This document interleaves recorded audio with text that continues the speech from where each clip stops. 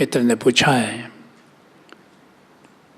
आपने कहा नाद सुनना काफ़ी नहीं है, नाद के स्रोत तक जाना ज़रूरी है। हम नाद के स्रोत तक कैसे जाएं? उसके पहले ही समाधि में चले जाते हैं।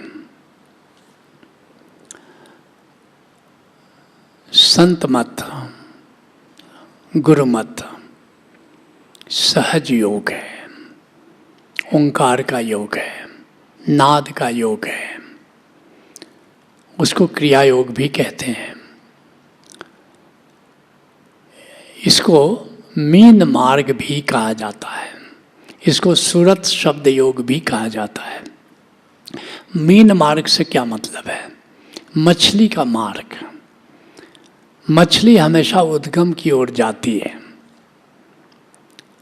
इसलिए किसी मछुआरे को देखोगे जाल लगाते हुए तो तुमको बड़ी हैरानी होगी।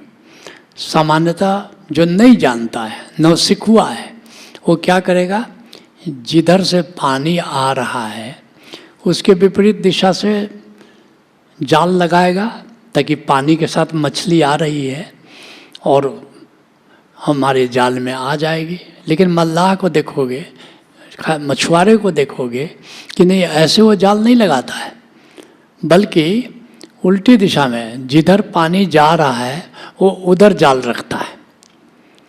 तो देखने में बड़ा अचंभा होता है, लेकिन वो भली बात जानता है कि मछली अपनी यात्रा उद्गम की ओर करती है, और जब उल्टी दिशा में जाल लगाओगे तो मछली जाल में आ जाएगी।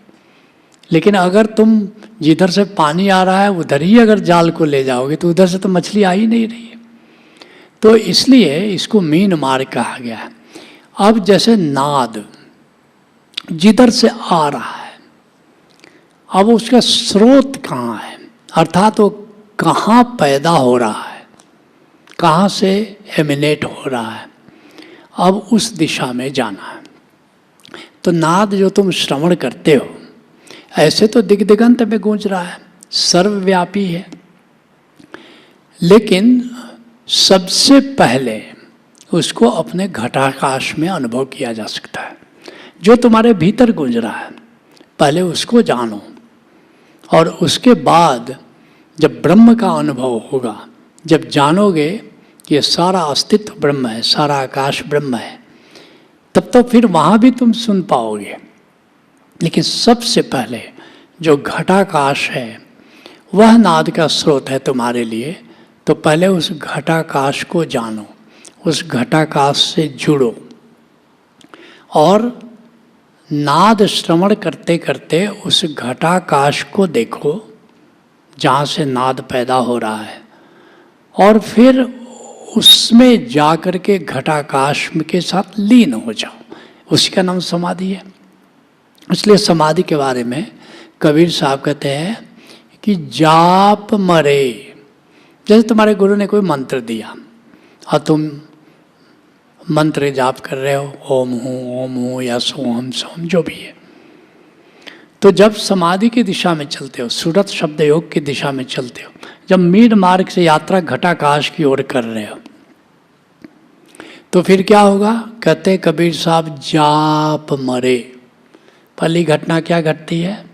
ये मंत्र छूट जाता है। फिर क्या कहते हैं? अजपा मरे।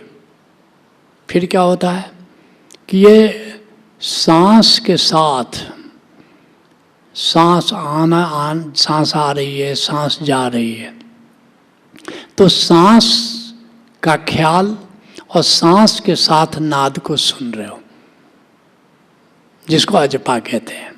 आती जाती सांस के साथ नाद का श्रवण, इसको अजपा कहते हैं।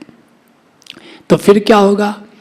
अब ये सांस भी का ख्याल खत्म हो जाता है। अब आती जाती सांस, तुम सब लोग समाधि करते हो, जानते हो कि ये सांस भी खत्म हो गया। तो जाप मरे अजपा मरे, दूसरा चरण भी हो गया। तीसरा चरण क्या घटित होता है? अनहद भी मर जाए। अब ये जो नाद गूंज रहा है, अब इसका ख्याल भी छूट जाता है, क्योंकि लगातार तुम निराकार को देख रहे हो, लगातार आत्मकणों को देख रहे हो, तो देखते देखते देखते देखते अनाद भी छूट गया।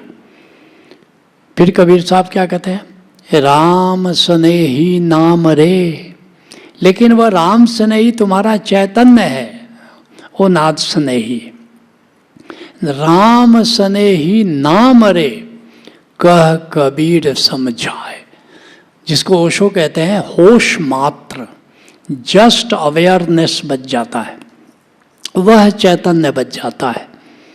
उसी को कह रहे हैं कि राम स्नेही नाम रे, कह कबीर समझाए। जब वहाँ तुम पहुँच जाए तो अब स्रोत के साथ तुम मर्ज हो गए, समाधि घटित हो गए।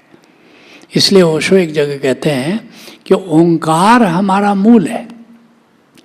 नाद का मूल अर्थात ओंकार का मतलब क्या हुआ, जो घटाकाश में जो गूंज रहा है, नूर है, क्योंकि ओंकार का मतलब केवल नाद नहीं हुआ। ओंकार का मतलब ये हुआ कि उसके जितने डायमेंशन है, नाद है, नूर है, चैतन्य है, प्रेम है, ये सब ओंकार ही है, सब ओंकार ही है। तो तुम धीरे धीरे वहाँ पहुँचते चले गए। ओंकार हमारा मूल है, ओंकार हमारा गंतव्य है। ओंकार से दूर निकलते चले जाना नरक है, ओंकार के पास सरकते चले जाना स्वर्ग है, और ओंकार से मिलकर एक हो जाना समाधि है, मोक्ष है, संबोधि है।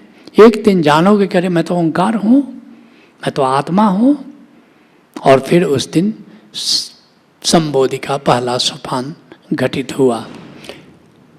इस तरह तुम नाद से शुरू करके नाद के स्रोत तक अर्थात आत्मा तक तुम पहुँच जाते हो।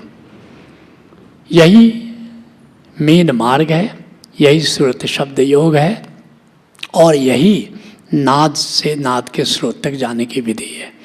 Let's acknowledge.